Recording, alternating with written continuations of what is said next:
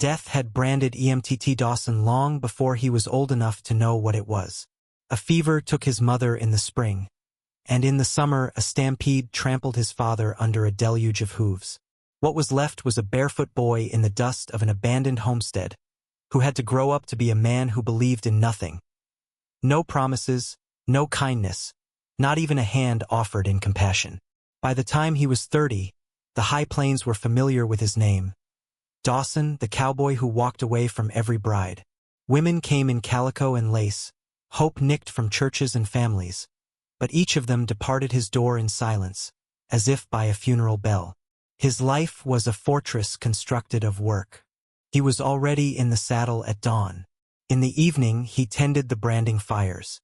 And when evening came, he spent sleepless hours in his cabin, gazing up at the rafters while the wind moaned like phantoms he could not entomb.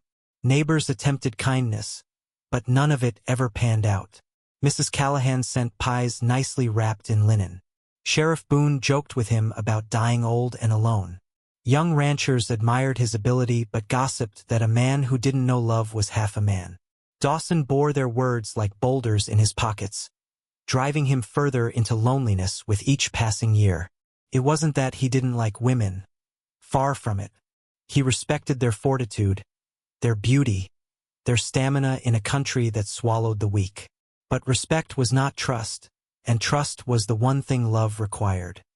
Dawson had learned early on what trust cost. The world could take everything a man had, and he had no desire to be left empty again. Worse, the bitter plains wind in his chest than warmth that would disappear. And still, loneliness found its way through cracks a man insisted did not exist. On evenings when coyotes howled across the hills, Dawson would place his hand on the vacant space beside him, as if memory itself were heavy. Then, ashamed of the vulnerability, he would labor twice as hard the following day, sweating as if toil could scorch away yearning. Sweat, though, cannot wash away grief. It merely pushes it in. The country itself appeared to taunt him with its extremes. Bake-hot summers that reduced the land to dust, winters that silenced it in snow.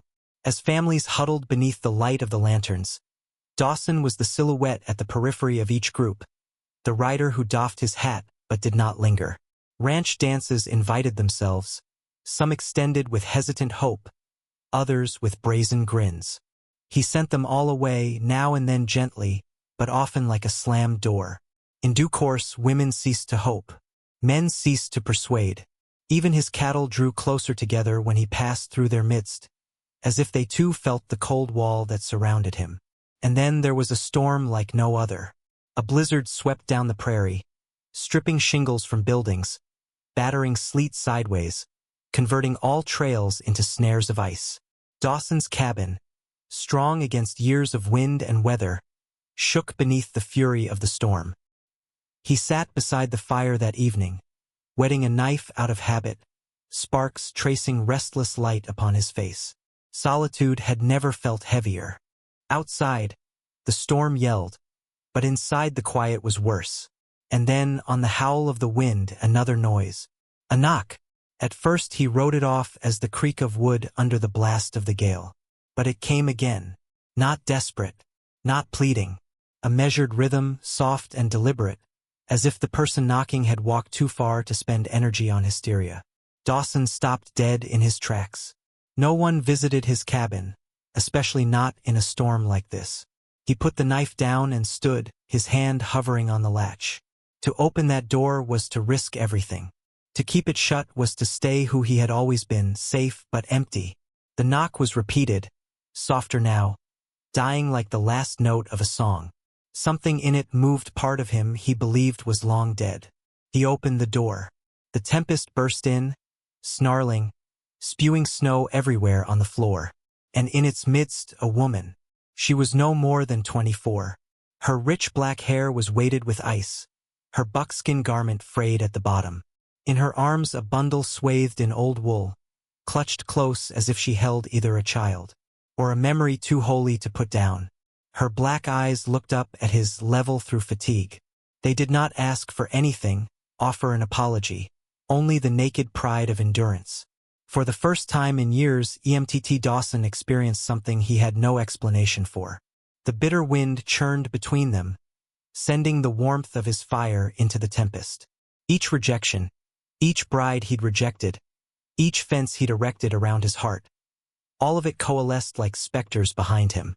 And there she stood, an Apache woman standing at his door, defying to remain where no one else had ever come.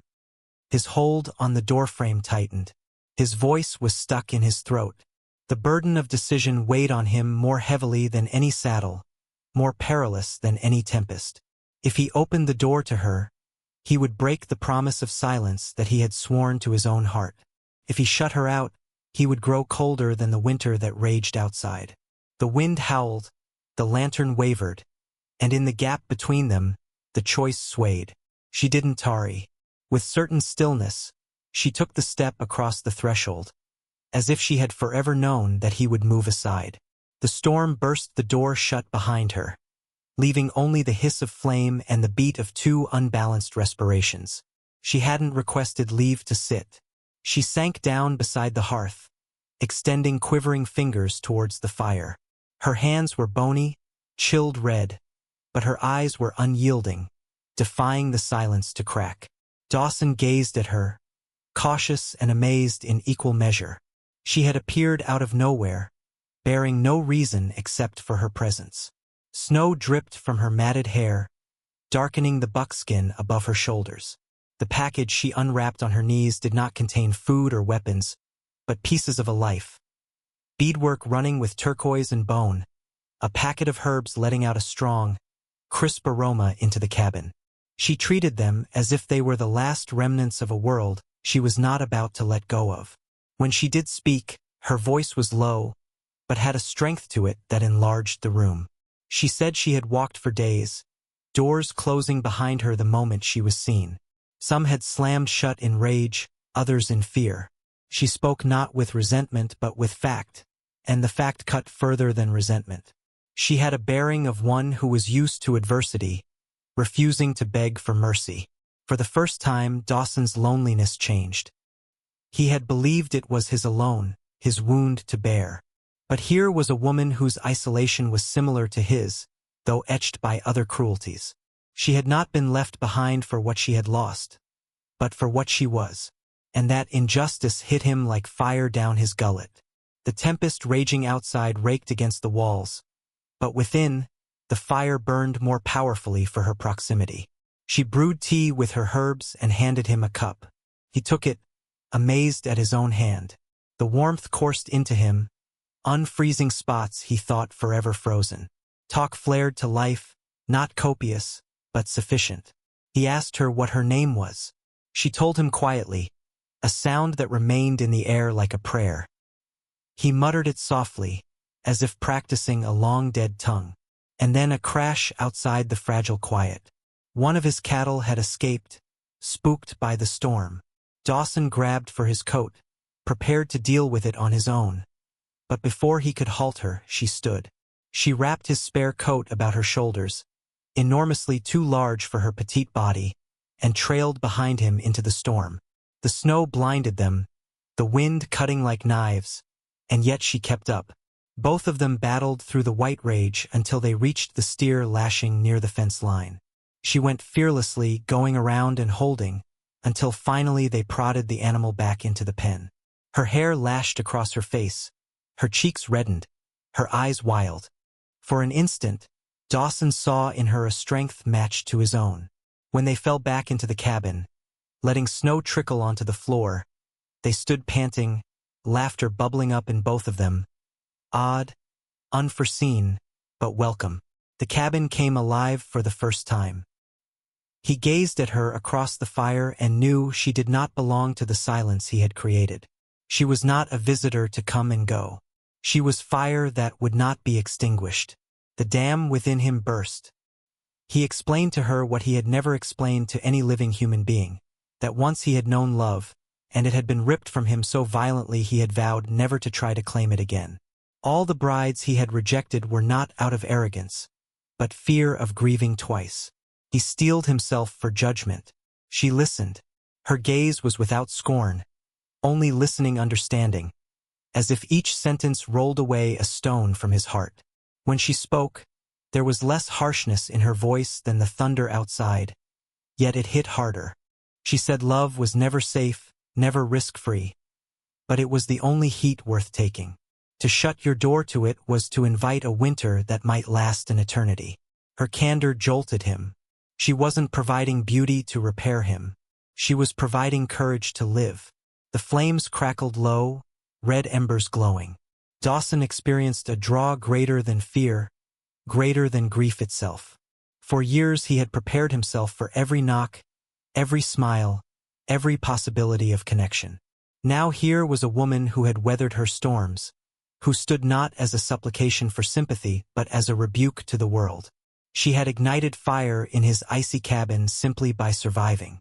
His throat constricted, and for the first time he did not struggle against it. He took a step toward her, not with vows, not with sweeping promises, but with the simplest words that had always terrified him to say. He begged her to stay. The storm howled on, wind slamming into the cabin walls, but within, the air was taut, hanging on her response. Her black eyes, aglow in the light of the embers, looked up at him. In them he saw the danger and the salvation of submission. The night waited, and so did he.